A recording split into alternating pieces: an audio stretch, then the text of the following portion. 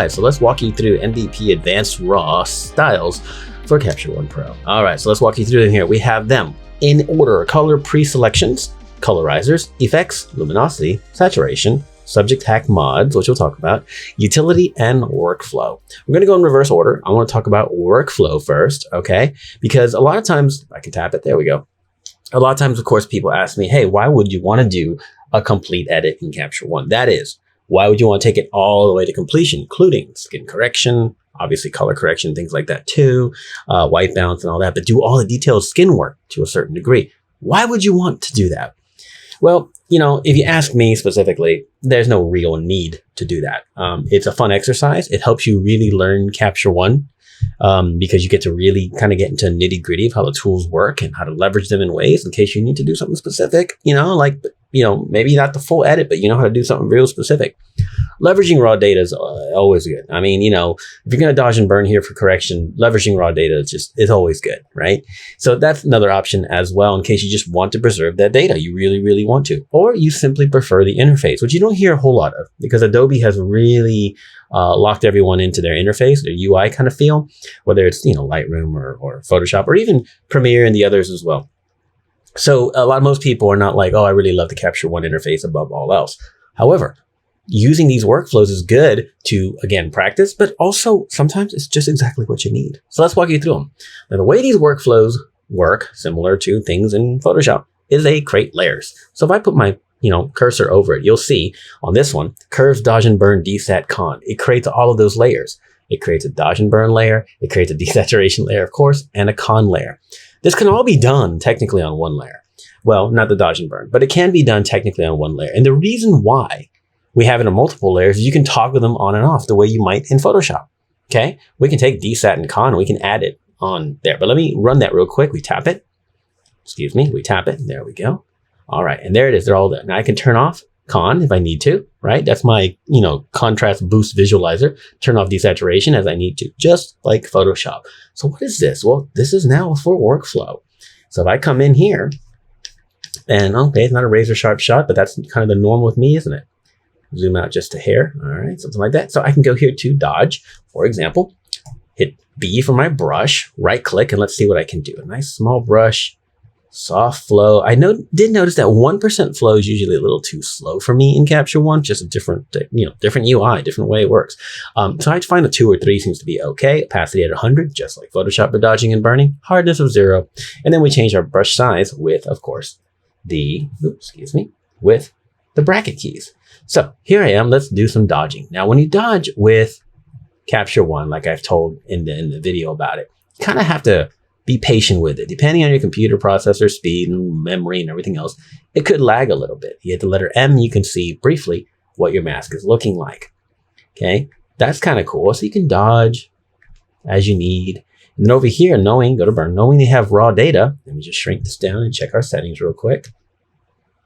There we go. Knowing that we have raw data,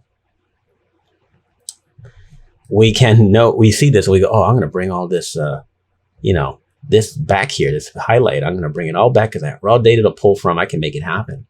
Now, experienced users who've watched either the tutorials before or know how I do in my dodging and burning in Photoshop know, hey, you have the desaturation layer on so you don't get distracted with color, and then you can address color later. Well, how are you going to address color later?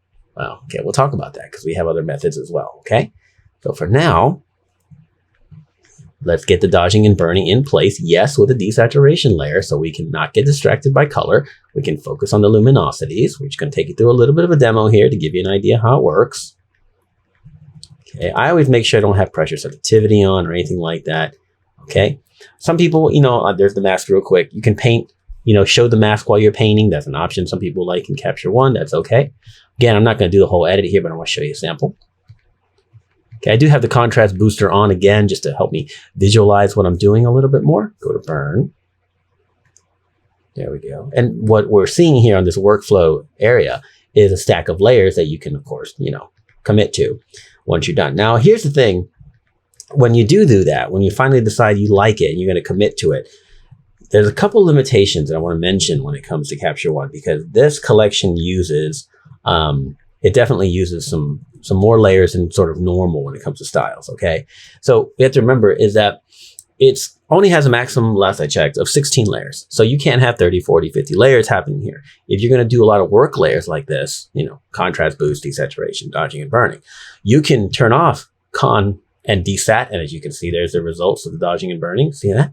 Okay. You can turn these off, but if you're going to keep working and add other layers for other functions or other styles, or simply to color grade, whatever, you should get rid of these work layers. Let's assume I was done and I'm going to get rid of these work layers. Okay. So now I have my dodge and burn on and off. See that? Already beautiful dodge and burn working. And you might think, okay, what about color? Well, before we talk about the other workflow stack, let's go over here and look at skin colorizer. Okay. We're going to hit that. Boom. Now we have a layer for skin colorizer. Now what's happening here? Let's go ahead and get a nice big brush out. And we're going to change the flow really strong. And then we're going to paint with it. Okay. All right. So what it does is it finds an even orange. Okay. It's a little too strong, but it finds an even just orange. And you can come in here with a nice slow flow, right?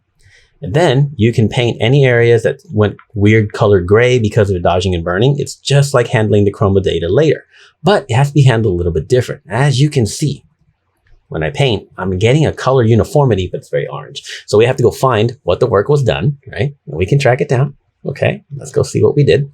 All right, so you can see here, shadows, mids, and highlights are pegged to orange, okay? But we need to make them a little bit more. Let's start with the mids, make it more red, because she's a little more red. That almost did it right there, from there to there. Colorizer, by bringing up the shadows, mids, and highlights to maximum, we're doing full colorization, allowing us to fix the dodge and burn underneath it, the luminosity, and then we paint color on top to match it all. Now you might have to do this on a couple different occasions and change the settings depending on what you're working on, depending on, you know, the one side of the face, like this one's pinker than another. Basically, it's a great colorizer to balance those areas of color of skin that you've dodged and burned. That's kind of the whole point of it, but it's also great for lots of balancing as well. Any kind of balancing of any kind that you need to do. Okay, so let's go ahead and reset that one and go back to our styles.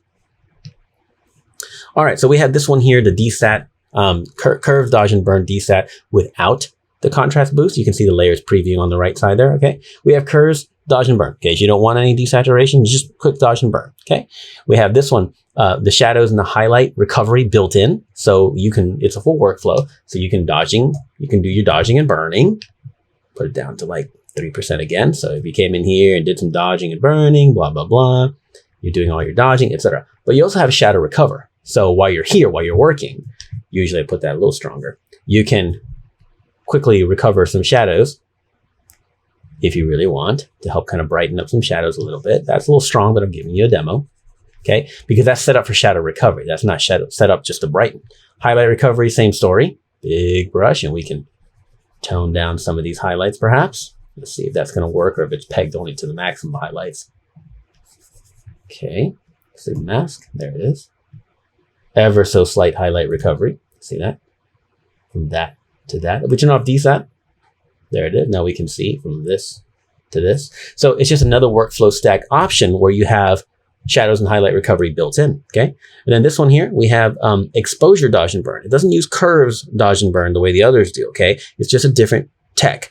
I talk about this in some of my other tutorial collections and whatnot. It's just a different way of brightening and darkening using exposure.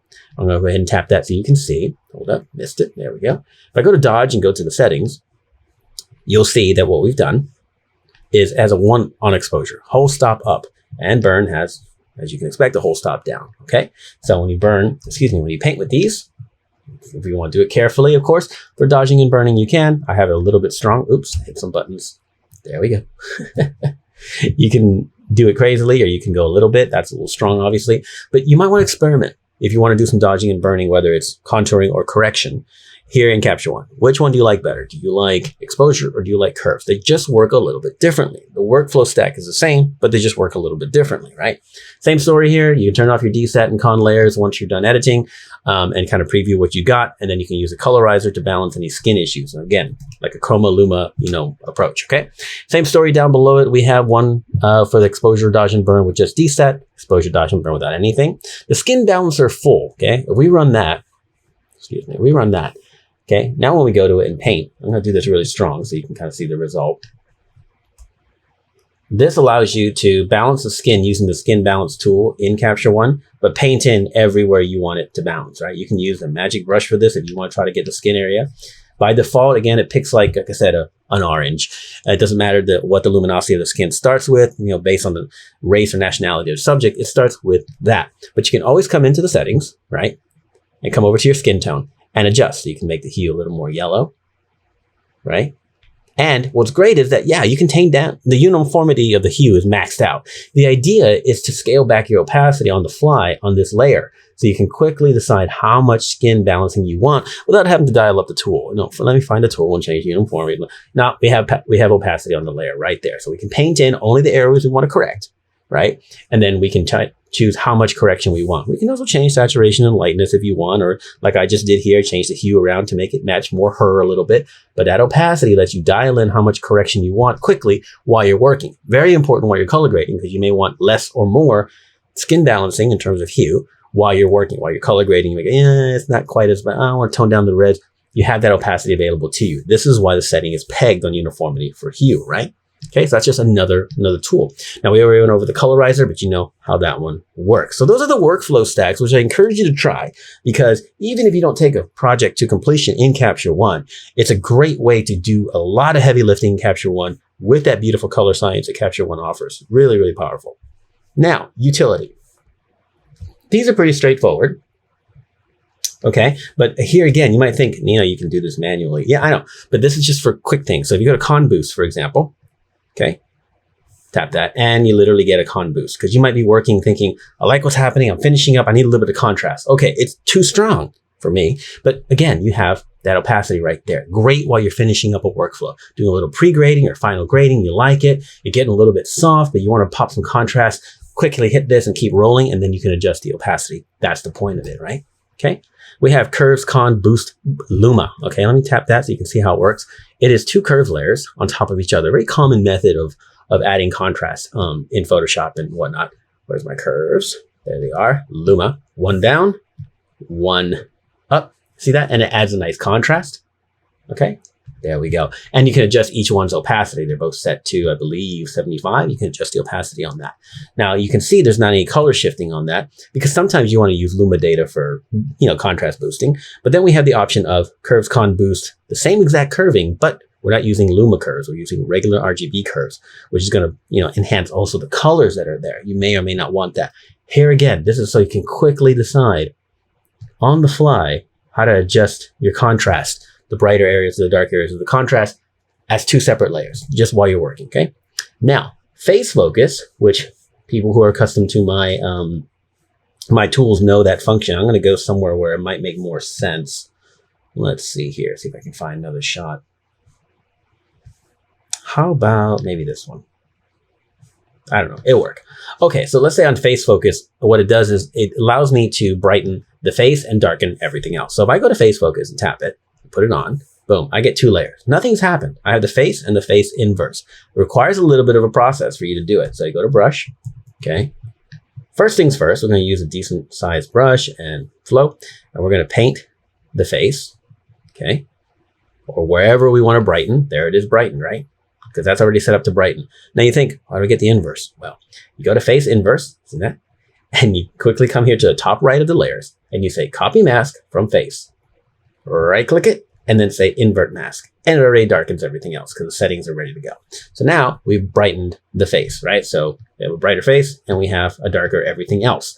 Very common process I do in Photoshop when I'm trying to just kind of draw attention towards the face. So that's why face focus works here. You just have to do that little bit of a step to copy the mask over yourself and then invert it. It literally takes 2 seconds, so it's not a thing. It's not a big deal. Delete these real quick. All right, now we have incandescent fix, which is hugely useful, I feel. I've gotten a ton of use out of it. Let's find a good example of it. I know I had one. Where did it go? There it is. Okay, so incandescent fix is really cool. It works better when you have more control of selections, but no matter. So if I go to incandescent fix, okay, what happens is it assumes that you have a a shot that's balanced to about strobe or sunlight, 5,500 Kelvin, 6,000 Kelvin, somewhere in there. It assumes that that's what you want and that you have incandescent bulbs in the background somewhere that are too orange because they're about 25 to 3,000 Kelvin, right? It assumes that. So then now you can quickly come in with a brush and paint in areas that are too much on the, okay, it's a little too strong because I have my flow way too high. But I can take the flow way down to like 2% and I can tone down some of this background that has too much of that Kelvin difference. And of course I can change the opacity as well. Just kind of paint in my mask a little bit. There it is, off and on. As you can see, I'm toning down, being sloppy here, guys. But with a little bit of care, you can really take these glowing areas and tone them down. Let's change that to like a, I don't know, 72% opacity. And then now if I color grade on top of that, I don't have crazy orange background. Sometimes it's good just to use one big soft round brush and click the light bulbs glowing orange and it'll really tone down that orange. Fixing it completely is very difficult, but you can minimize it, even this glow area down here on the thing, etc. And if you really wanted to, when you look at your mask, if it's on top of her, then you can use your eraser, of course. You know, if you don't want to do that, oops, wrong button. You go to your eraser and then you can clean up her. If you don't want that glow on her, you don't want that, you know, incandescent fix on her, obviously, right? Very, very powerful tool because you're using Capture One's color science to correct white balance issues. Very, very powerful. But again, the reason why it's specifically that, even though you can dial in, let me show you real quick. You can have this here and then you can come back to adjust and you can dial in whatever Kelvin you want, not just 27 if you really want to. But most of the time I find that me and my students tend to need to fix a glowing light bulb that the subject's hit with a strobe. Most of the room is hit with a strobe. So it's 5,500, 5,200, 5,000 Kelvin or sunshine, usually in that range as well. And then we have these glowing orange bulbs. Pretty common thing. That's why it's there. All right. Now, a lot of times we need to do luminosity gradations, right? Let me find one that's going to be a good example for that too. We do have a little, you know, we have light coming in from the right here, obviously, and then it's darker on the left very subtly, but let's go ahead and work it here. Lume grad setup. Okay. Hit it to confirm it. There we go. We have Lume grad brighten. So we come here and we go to our letter L, draw a linear gradient. Okay. And we can brighten this direction, go to darken, and then we can darken this direction. Very common edit. See, we shift our attention a little bit. Instead of the light feeling like it's coming from the right, now we've kind of made it a little bit more balanced. It can be left and right, up and down, 45-degree angles, all kinds of different ways that this can work. Here's one with a lot of color grading on it. Looks pretty even, doesn't have a whole lot of imbalance. Let's say we want to do that one for some reason. So we go there, put that in there, brighten, hit L. We can brighten from that direction and we can darken from this direction. And then now we've helped change, oops, we turn these on and off. We change the light sort of focus and she has a little more focus on her face and less on her butt and shoulder because we're balancing that. And each one has opacity, of course. Okay. Really good idea when you're working with all this stuff to leave your layers palette floating. Okay. Go window, create floating tool and go to layers. A really good idea, just like in Photoshop, to have your layers palette available to you. So again, that's Lume grads, very common, either up and down or left and right, like I said, or at any angle at all. That's very, very common to do those gradations. Now we're going to skip subject hack mods, even though we have videos on that everywhere. So we have balance saturation. Okay, so let's go ahead and run that one. Okay, so we have, you know, desat, we hit the mask, it's everything, right? Desat saturated areas, saturate desaturated areas. Okay, so the way that works is we turn them on and off. When we turn this one on, we are desaturating the saturated areas, very subtle. And then here we're taking our saturating, adding more saturation to our desaturated areas. You might think, how does all this work? Well, let's take a look. Go to adjustments, or adjust, I should say. We're going to come down here to, where's it at? Where's that? Here we go. Advanced. Okay. This is saturate the desaturated areas. See that? The desaturated areas are selected, and then we're adding saturation. You can choose how much you want to add to. Okay. You can play around with it until you get something that you like. The other one is the opposite. Boop. It's the saturated areas being desaturated. So we can tone those down even more. That is a good way to quickly balance saturation across an image in case you feel like you have some discrepancy. It's not going to fix red and yellow skin, but it's going to help balance out your saturation very, very quickly. Now, we also have desaturated areas reduced. That is, it's going to reduce the saturation of the desaturated areas automatically. Click it and keep going. Change the opacity, keep rolling. That's the point of it. You can do it manually, but why not have a layer? Desaturate the saturated areas by itself. Boom. There it is. Just in case you're color grading and some of your saturated areas are giving you false positives, like it just looks wrong, that helps tone them down. And you can change the opacity of that really strong, and you're desaturating your saturated areas. See that? Delete that.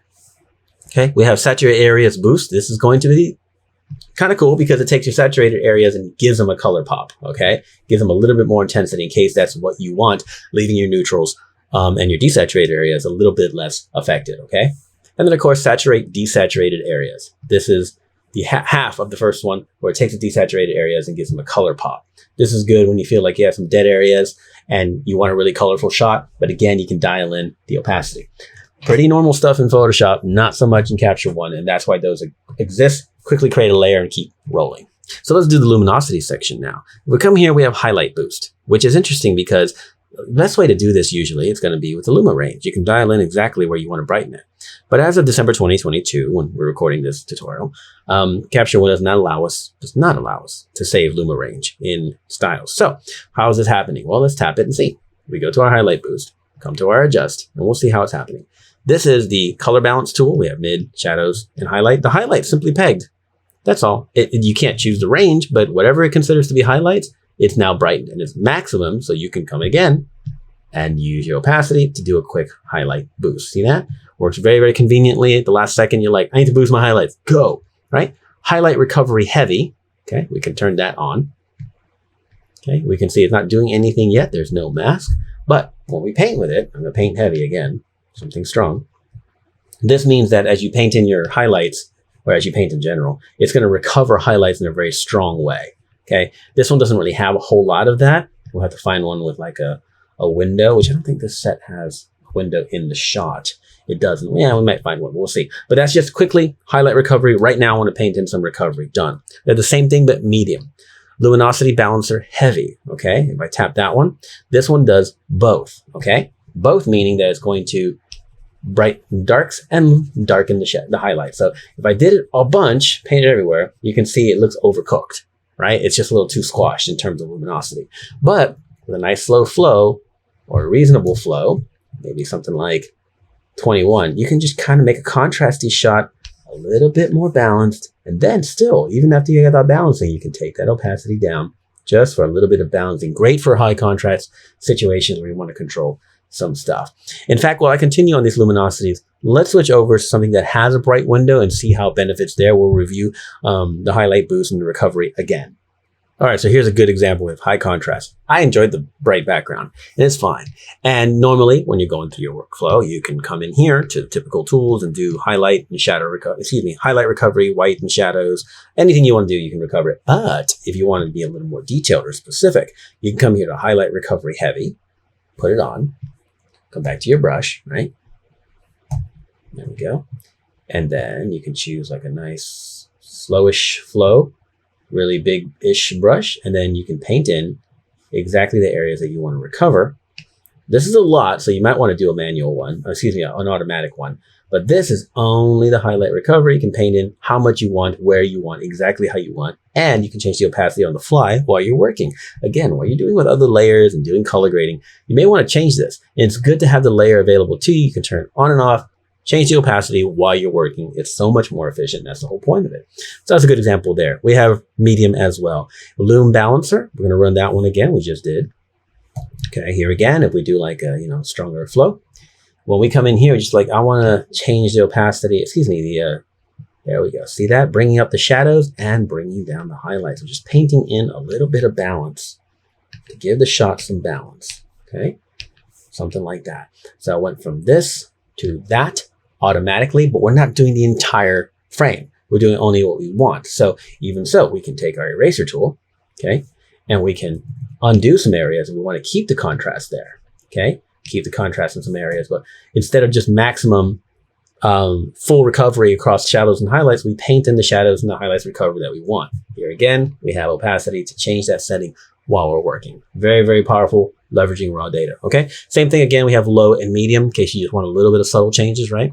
NBP recovery layers, okay, as you can see what that does. That makes the recovery, turn that on, that makes the shadow recovery and the highlight recovery, which are on pretty strong, okay? It makes them into layers automatically with different opacities. So while you're working, again, this is what this is about. It's about efficiency.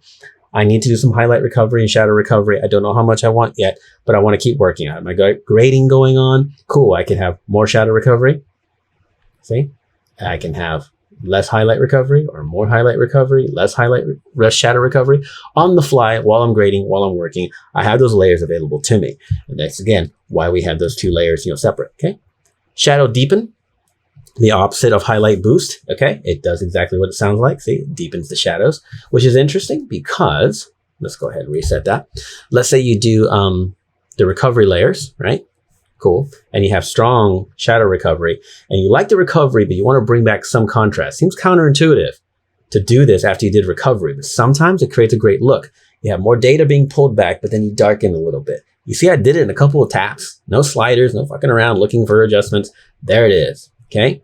From there to there. And I have that beautiful option of changing anything I want with opacity. Okay. Get more shadow recovery and a deeper look, etc. Just for nice, subtle, balanced looks. And that's the power of all that Capture One raw data. Now, let's go to our effects, which are going to need a light effect again. So let's go over to our other collection and find something that has something that we can use some light effects on. All right, so we have a couple of light bulbs here and they're not doing anything particularly exciting. So let's make them exciting. We're going to go to candle glow, which is what it sounds like. It's great for adding glow to candles, but it's also great for adding glow to light bulbs because it adds a little bit of warmth to them. If you're going to roll with the warmth or you're going to tone it down with a, an incandescent fixer like we did a little bit ago, that's fine. But you turn that on. Okay, go to that layer. Usually speaking, that's what I do. Make sure my brush is at a flow maximum. Find a good size. It's going to reflect what I want to do for the glow, and I tap in the middle. Boom. And then I might make a bigger one here, and I tap here. Boom. Okay, and now I've got two glowing lights. Now, it's not a good idea to try to do this on a light that's off. It's not usually going to look real. You can try it. But if a light is on and just doesn't give you that warmth and brightness that you want, whether it's a candle or a light, pop this on there, okay? You can also change the settings and make it more intense if you want, okay? But it's just a way of taking an existing light that's glowing, kind of boring, and now it's more interesting. See that? Very, very simple. Do it all the time. Now, this one, the haze, okay? Oops, I didn't mean to undo everything.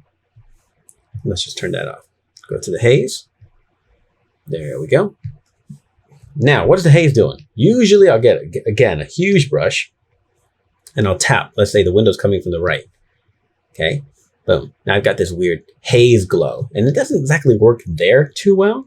But luckily we can make it really massive, something like this. And maybe we'll put it in the top right corner. Boom.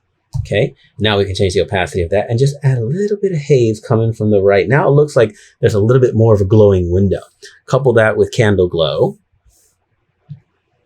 Oh, turned it off. There it goes. Oh. And then we take a nice smaller brush and we make that glow. There you go. And then we make this one bigger. We make that one glow. There we go. And now we went from a normal shot to something with a little bit more atmosphere. See that? Make it a little brighter. Now it just feels like there's a little bit more going on in the shot. Take the atmospheric effects and make them a little stronger, a little more interesting. I feel anyway. I do this quite frequently just to add different dynamics when there aren't any, and you can dial in the opacity and everything. Very, very powerful, very useful. The other option, of course, is a light flare intense and light flare normal. So light flare intense, let's turn on, just get rid of candle glow. Intense, if I were to click the light, boom, it adds a little bit of contrast and glow, and it doesn't make it into that orange candle vibe. So if you have something that's a little bit more intense and normal, a little more of a white light, then that adds a little bit of, a good way to glow that. Similar to the giant haze that we did, which we can do. We can add it with light flare intense. Okay, we can add it here. Okay, as you can see, it adds glow and brightness, but it adds some contrast, and it really gives it a glow. It really makes that specular kind of glow happen, right? Wherever it is you want. And it's a good idea, again, to work with an existing light source. Regular light flare, NBP light flare, it's the same thing, just not quite as strong.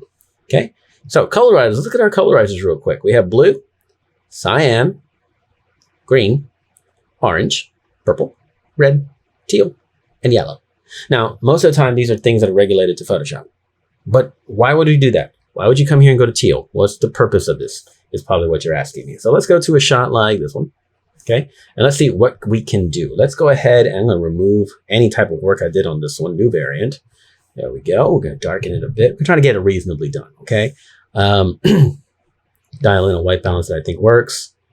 Something like that. Cool. Now, what do we do with these things? Well, there's a couple of different things. They don't respond quite like Photoshop. We have to remember that. Okay. So if I go to purple and I add it, boom. Okay, cool. Now I'm going to add, let's say, an orange. Let me turn off purple real quick so I can see what my orange is looking like. I don't mind that. Maybe a red, teal? No. I think orange. We're going to go with orange. Yeah, we're going to go with orange. Okay, cool. So now they're both on there, but they're both conflicting and they're doing things. What's happening? This is almost like a hue, a blending mode in Photoshop. Okay, so if I go to purple and I go to Luma range, I can dial in purple into my shadows thusly. And then I can leave the orange where it is, or I can use orange and make it more into the highlights and leave the midtones a little bit more natural, more like the original image. And then I can take the opacity down on both. And now I've added a beautiful grade that I can play with. It's a heavy grade and we can't use other type of blending modes. It's literally like hue. So in other words, if I dial them up all the way, then I get the maximum. They just it's a colorizer. Okay, so I can't choose it to blend it in or use a different blending mode, different math to kind of give it a tonal contrast or whatever. So if I take the orange up or the orange down, yeah, and the purple colorizer up, and then I can change the Lumi range. I can make it into the deeper luminosity, spread it out further, etc. Take the opacity down, opacity up. Cool. From there to there. Look at that beautiful grade I created by choosing the two colors that I wanted. Okay. I can also come in here and say, how about teal? Okay. You can just set them up and then teal and red. Okay. We're going to use red. Not always easy to see them, but they're there. Okay. They're negating each other. So Luma range, I think I'm going to make the shadows red. Something like this. And then my teal, I'm going to make the highlights teal, maybe like this. And then again, opacity flips or shifts. There we go. And we have a different grade that we can play with. This is just me doing highlights and shadows for grading. You can take the entire layer, like the teal layer, and you can just make it maximum and turn off red. Okay. And then change the opacity until you find something that you like, or the opposite's true. Instead of just, you can take it off from the very, very bottom shadows. Everything else except the shadows is teal for some reason. If you make it maximum, you can really see, right? Something like this.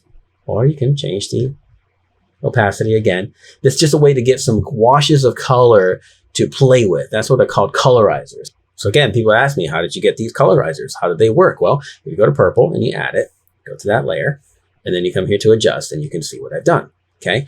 It's the shadows pegged to purple, midtones around the same thing, pegged, highlight pegged. It's literally just pegged out to the maximum. So you have a color wash, if you will, and that's the colorizer.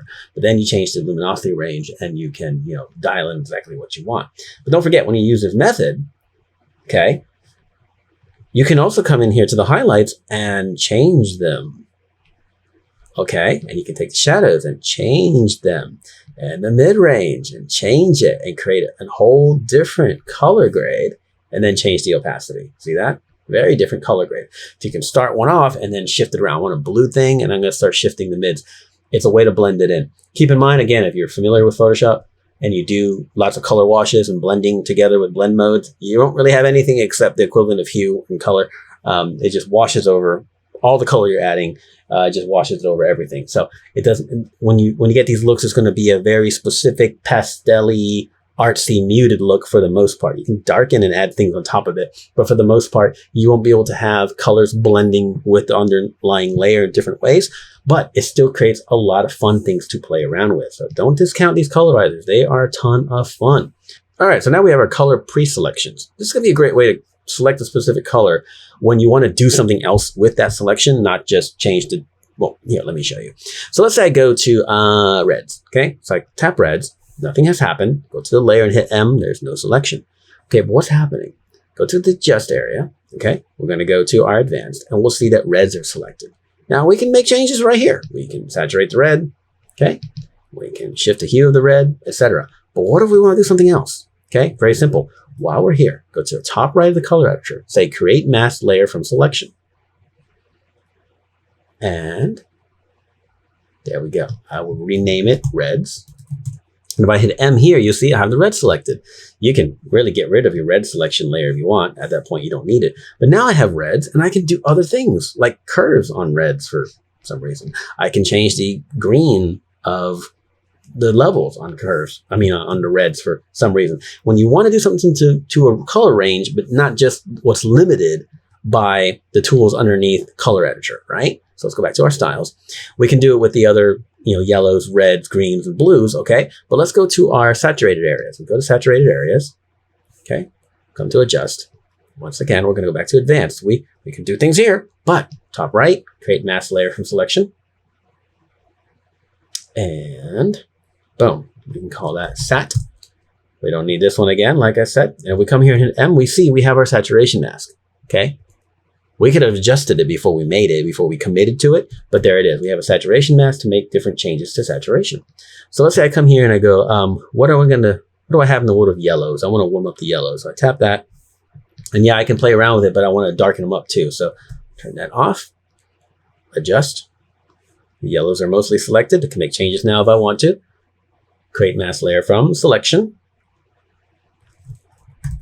yellows.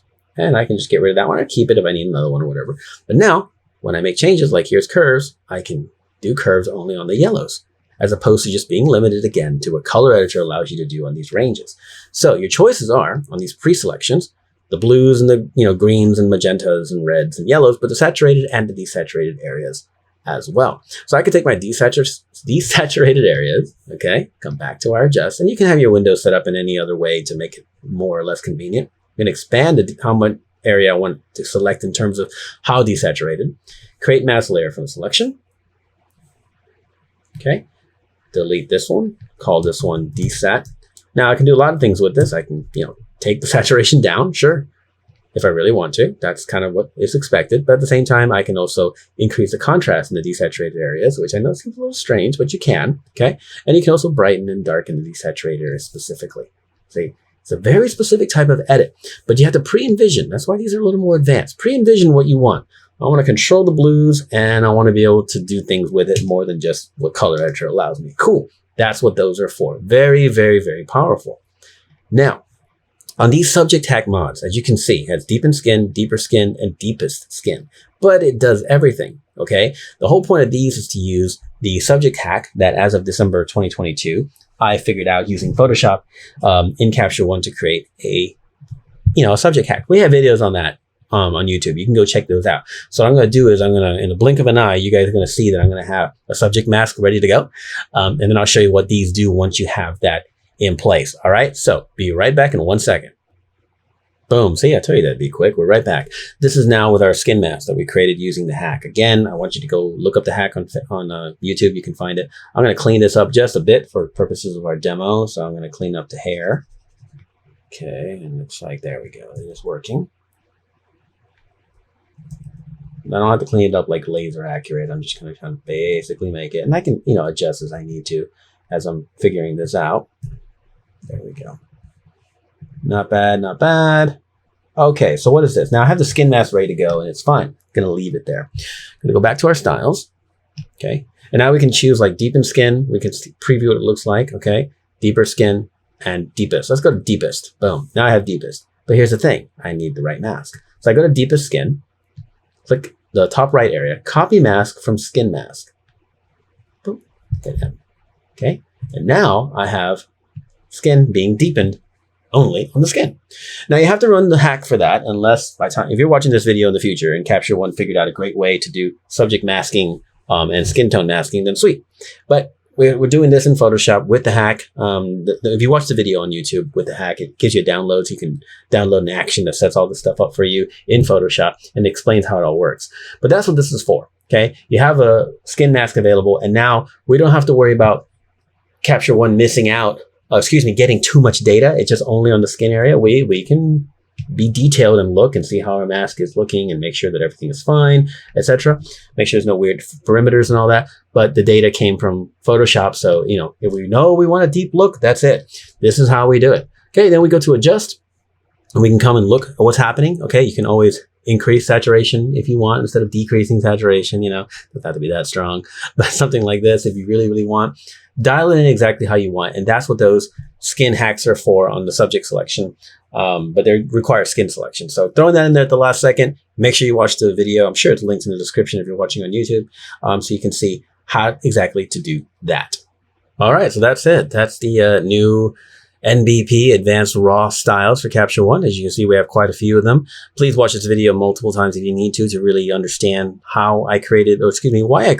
So you can understand how to leverage them, right? For convenience, for efficiency, to do things that you otherwise maybe didn't realize was possible, etc. Yeah, there's the skin toys in here, tools in here for the hack, because you can see it darkens everything. But if you do the hack, or if Capture One has that figured out in the future, those are really, really powerful. And we'll see that advance further as well. But that's NBP Styles. It's a Style Set 5 Advanced Raw. Any questions at all, drop us an email, and be sure to check everything out at nbpretouchtools.com.